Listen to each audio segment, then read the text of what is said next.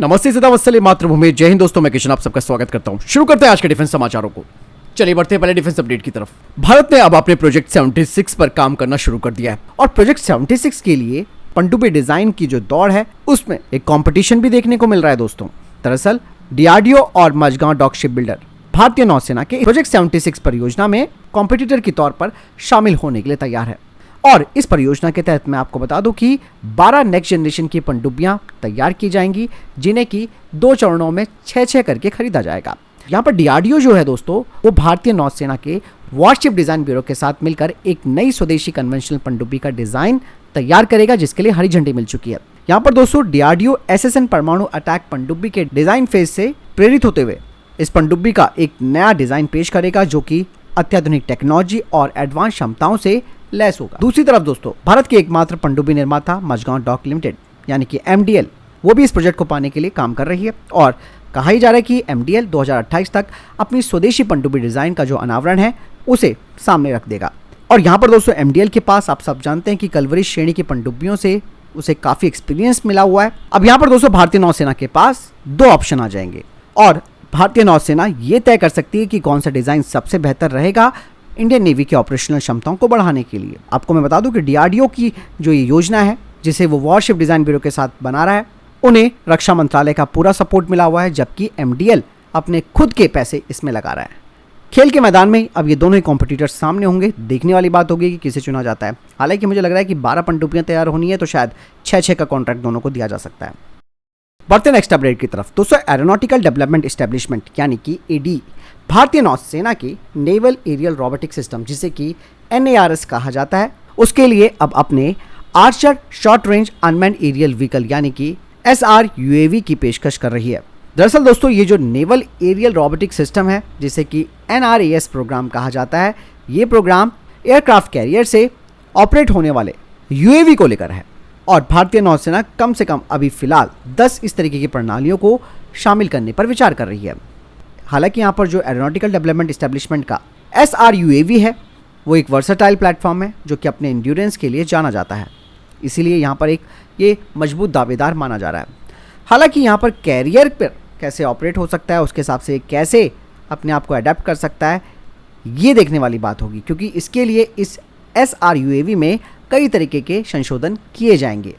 अगर Archer SRUAV को चुना जाता है तो भारतीय नौसेना को इससे निगरानी, टोही और लक्ष्य प्राप्ति के मिशनों के लिए एक जबरदस्त ये एसेट के रूप में काम भी करेगा। हालांकि भारतीय नौसेना ADA के इस प्रस्ताव पर अभी मूल्यांकन कर रही है। बढ़ते नेक्स्ट अपडेट की तरफ। दोस्तों डीआरडीओ ने अब घातक अनमैन्ड कॉम्बैट एरियल व्हीकल पर काम तेजी से शुरू कर दिया है और इसके लिए उन्होंने अब फ्लूइडिक थ्रस्ट वेक्टरिंग टेक्नोलॉजी को तैयार किया है। 13 टन का घातक, आप सब जानते हैं कि ये एक ऑटोनॉमस फाइटर बॉम्बर होगा, जो कि हमारी मिलिट्री क्षमताओं को बढ़ाएगा। अब दोस्तों यहाँ पर ये जो फ्लूइडिक थ्रस्ट वेक्टरिंग है यानी कि FTVC, ये एक यूनिक अप्रोच मानी जा सकती है, खास करके मैकेनिकल सिस्टम के ऊपर, यानी कि यह मैकेनिकल सिस्टम्स की सीमाओं को पार करते हुए एरोडायनेमिक कंट्रोल के लिए एक जबरदस्त दृष्टिकोण प्रदान करता है।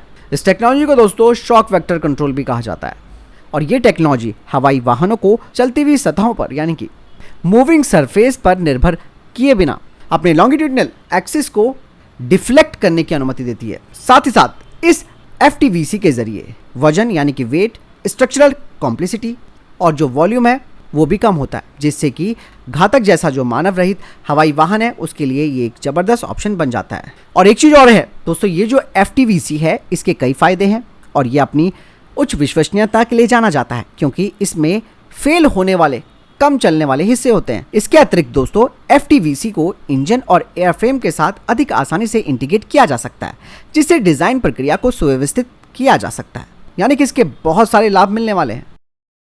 बढ़ते नेक्स्ट अपडेट की तरफ। भारतीय वायुसेना की योजना है कि वो अतिरिक्त C295 की खरीद कर सकती है, जो कि एक मीडियम टैक्टिकल ट्रांसपोर्ट एयरक्राफ्ट है और ये AN-32 टर्बोप्रॉप ट्रांसपोर्ट एयरक्राफ्ट की जगह लेगा। दरअसल C295 अपने 9 टन पेलोड कैपेसिटी के साथ आता है, जो कि AN-32 से काफ़ी एडवांस भी है। कहा जा रहा है कि इंडियन एयरफोर्स 2030 तक इन्हें रिटायर कर देगी।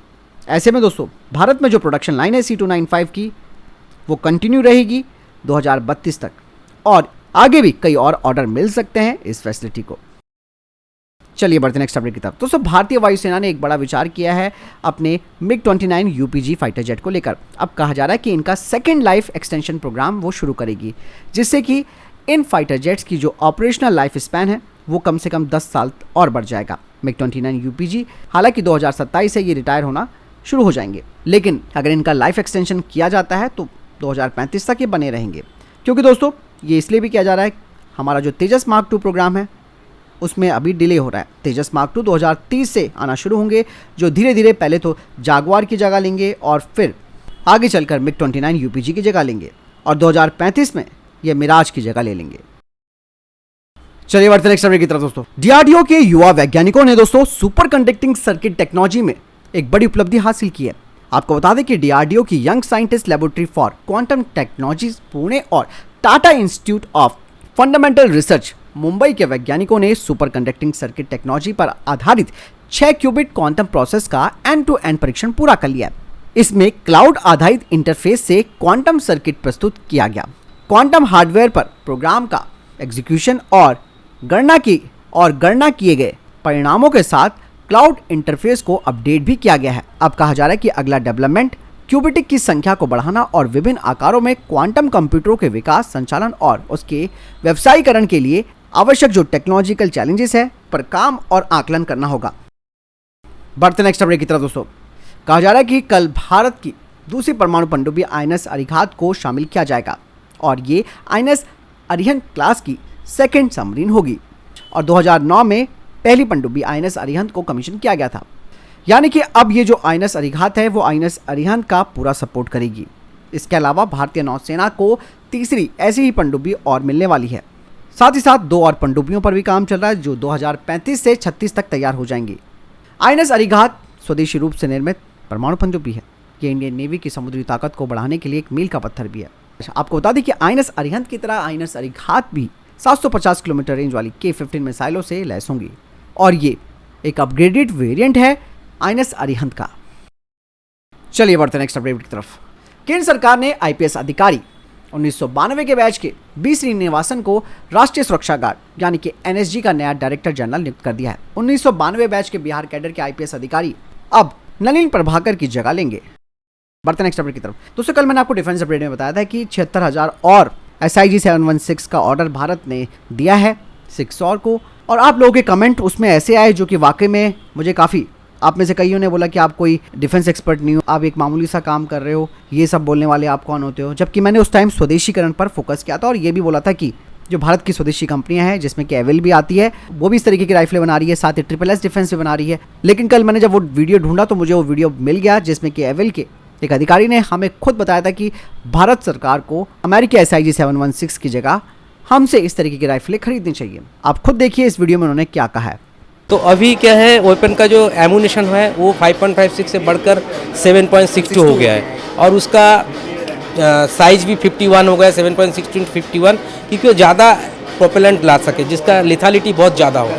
तो उसी तौर पे हमने ये गन डिज़ाइन किया है। गवर्नमेंट ऑफ इंडिया बाहर से खरीद रहे हैं 6 वेयर गन, हम 6 वेयर जो US का गन है, हम उनको कहते हैं कि आप हमसे खरीदो, क्योंकि ये हम उनको इनका स्पेयर सपोर्ट ज़िंदगी भर देंगे और सर्विस सपोर्ट भी ज़िंदगी भर देंगे, जो कोई फॉरेन कंपनी नहीं दे सकती। दूसरी बात जो है ये है 7.62 × 51, जिसका तुलना हम 6 वेयर से करेंगे जो गवर्नमेंट खरीद रहा है।